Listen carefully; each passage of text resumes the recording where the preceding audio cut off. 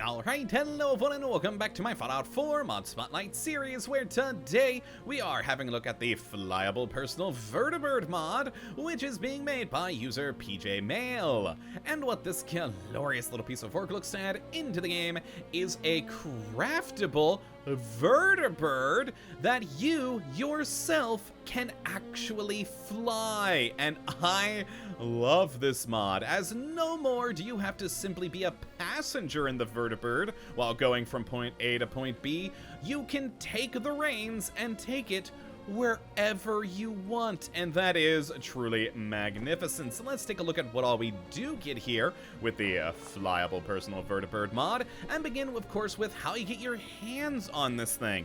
It's actually rather quite simple. Once you do have it installed, you can just simply go to any settlement in the world, and in the special category, you have two lovely new options. The first of which being the Personal Vertibird, which for rank 1 in armor, rank 1 in science, as well as a slew of various materials, you can build your very own personal vertibird. Now, the other option we get is a VERTIPAD, which is a nice, well, helipad, basically, for your vertibird, which will take some rubber, steel, circuitry, and concrete to create. Now, you're only allowed one per settlement, as it acts much like with the home base thing. It moves the fast travel location for the settlement and makes it to where, hopefully, the vertibird will land. It's not perfect in that regard, but it sometimes hits it.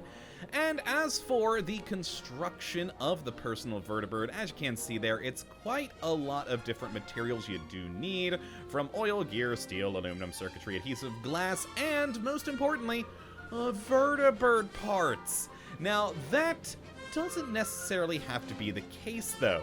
When you do install this mod, it's going to pop up an option asking you, basically if you want construction to be easy or realistic. Now, on easy, it's just going to be those base materials as if you were making any other house or generator in your settlement.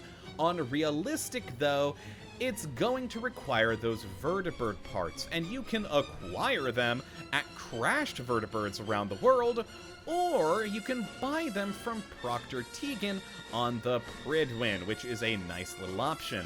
Now, these two settlement objects are not the only thing we get, as if we do head on over to a chemistry station down in the utility category, we also get two new items, one being a personal flyable vertibird settings holotape, and also a vertibird recall beacon. Now, of course, the holotape allows you to set the various settings for this mod, and the recall beacon allows you to call your vertibird to you no matter where you are in the world. And this is an extremely powerful tool, because not only will it call your vertibird to you, if you're in combat when you call it, the vertibird can't land because it's not safe, so it'll actually stay in the air overhead, shooting your enemies until it is safe, and then it will land. But also, this beacon allows you to take the vertibird to other lands. So, for instance, if you're over in Nuka World, you can use this beacon to call it in and then fly your vertibird. Despite building it in, say, Sanctuary, you can still fly it out there in Nuka World, and that is pretty darn awesome. I really do love that. Now let's take a look at that settings holotape that we do have. So over to miscellaneous, and there we go. Let's just load that baby in and take a look at what options we do get here. Now, the first one is an important one, the passengers ghosted when on board. Now, by default, that is no, and what this means is that any passengers on board the vertibird, except for you, will not take damage when they're on board. Now, by default, it's no, so that they're not ghosted. They will take damage. But you can switch it to yes, and that means basically they don't take any damage when on board. And while we're on this topic, yes, you can take any of your companions with you on the vertibird, even automatron bipedal robots such as Ada. They can go on board too, as you can see when I was flying it around earlier with her, which is very cool. So you can take multiple companions with you, up to 3, including Dogmeat, And that is just a fun little feature. Now the next option, along with the passengers, is exit while docked. Another cool feature of this is you can actually dock your vertibird at the Pridwin if you haven't killed them like I usually do. And when you dock, when it's set to no by default, they'll stay on the vertibird. Otherwise, they'll try and get off, and, well, sometimes they fall off and die. It's bad. Now, the vertibird's skin is by default set to default, and this allows you to actually load in other skins for your vertibird. Now, this is actually a bit more complicated because you actually have to have basically image files to load in the folder for this.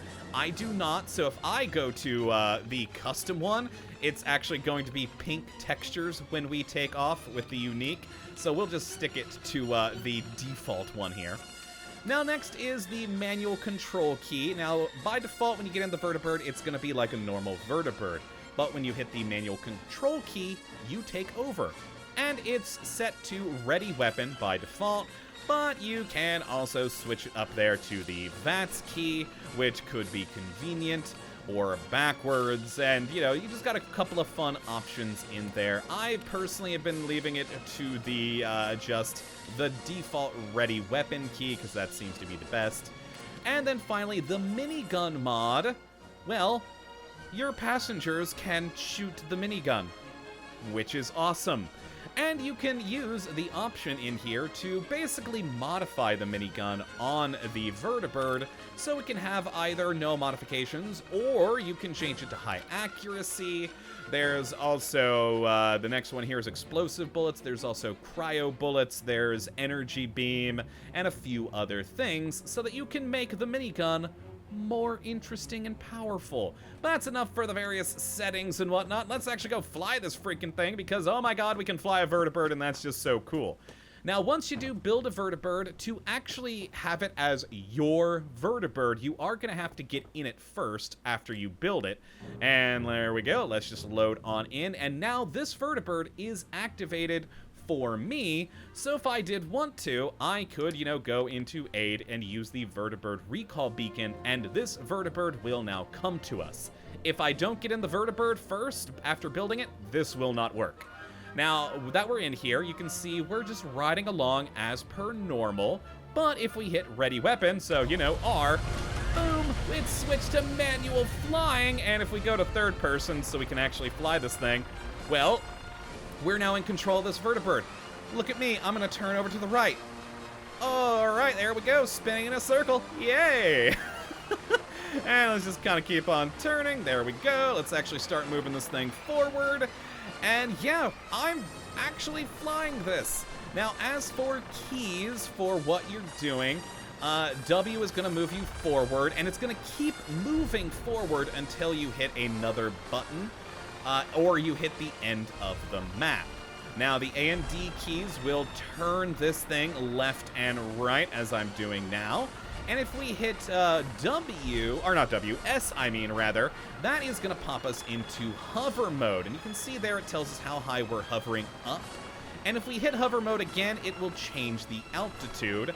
And it's supposed to raise the altitude up when we do that, but it doesn't always. Sometimes it lowers the altitude, and I'm really confused as to why it raises the altitude sometimes and why it lowers it others. It's really awkward.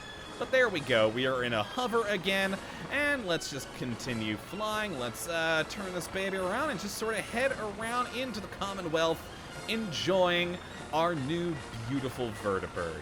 Now, since I'm the only passenger in here right now, I'm the one on the minigun, and I actually still can shoot it, but of course I'm shooting blindly, which is not the greatest, but I can always go back into first person and shoot the gun, and I can still fly. I am still in control of this vertibird right now, as we are currently turning to the left by my command, which is wonderful.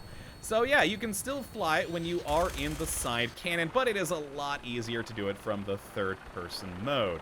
Now, at any time, we actually can go back into our Pip-Boy, go to the map, and say, have us head back to the Starlight Drive-In, and it's going to take control away from us. So there we go, manual flight has been disengaged, and our pilot is going to take us back to the Starlight Drive-In and try and land. Now, since I do have a VERTIPAD at that location, they will try to land on that spot.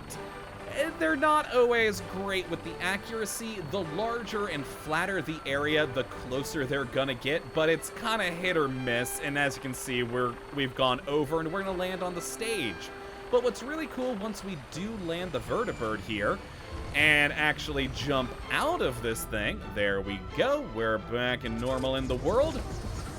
There we are. You can see our Vertibird pilot also gets out, and they will defend this Vertibird to the death. They will guard it with their life no matter where they are in the world, which is a pretty cool little feature. I do really like that. But let's actually go fast travel somewhere real quick. How about that? We'll go and fast travel over to Sanctuary. And, oh, there's apparently enemies nearby. So there are. A mole rat has come around for some reason. Well, he's dead now. Wonderful. Alright, let's go over here to Sanctuary, and when there, we're gonna call up the Vertibird using our beacon. And while we're waiting, we're gonna talk about carry capacity. Now, this is a fun thing. When you are actually flying the Vertibird, it will give you an extra 1,500 carry capacity. And if you have the QUICKTRADE REDUX mod installed, you can actually press R on the Vertibird, and it will actually open up a Vertibird inventory, which is pretty neat. Now that we are here over in Sanctuary, I can open up my favorites here, and on 3, I can hit the Vertibird Recall Beacon, and you can see there it gives me an ETA of approximately 52 seconds until it gets to our location, because, well, it has to take off and fly from where we left it in the world, and it'll come here eventually. Oh, you can actually see it over there in the distance already, which is great. But while it's coming to our location, 36 seconds now, as you can see it updates you, let's talk about another fun feature, jumping out of the Vertibird. Now, if you're, just a weak human in a normal body, if you try to jump out the Vertibird with spacebar, it will not work because it's too dangerous. If you're in power armor, though, like the video I'm showing right now, you can jump out from any height out of the Vertibird, and then once you're on the ground safely, the Vertibird will try to land. Now, like with what I mentioned earlier, if it can't land because there's enemies, it will try to shoot things. Otherwise, it will land and, try and pick you back up. Now, it looks like that's the only safe place for it to land. There we go. It's coming right to us. I love this feature. So we can, summon it in wherever we are. Our Vertibird pilot will get out again to defend the Vertibird. Or, of course, we can jump on in and get back to flying again. This is just such a wonderful mod. I really love playing around with this thing because, come on. It's a freaking Vertibird that we ourselves can fly. That is just too awesome of a thing not to have. So if you'd like to take a look at this mod for yourself, which I'd certainly recommend you go and do, you can have a look at the link in the description as per usual. But that's really gonna be all we got for this one. It's still kind of finicky. I should actually mention before we do end, especially once you get close to the end of the map, the controls get really weird. And there are on some occasions it doesn't seem to quite listen to you, but for the most part, the controls do work. The biggest complaint I have is on the using S to raise the altitude. It just doesn't seem to always work. But in general, it flies great, and I've had a lot of fun with this. So if you would like to check it out for yourself, again, I'd certainly recommend you go and do it. Have a look at the link in the description as per usual. But that, my friends, is going to be it for this one today. Hopefully you all have enjoyed, and you do come back for the next. But until that time, thank you for watching, and as always, have a good one.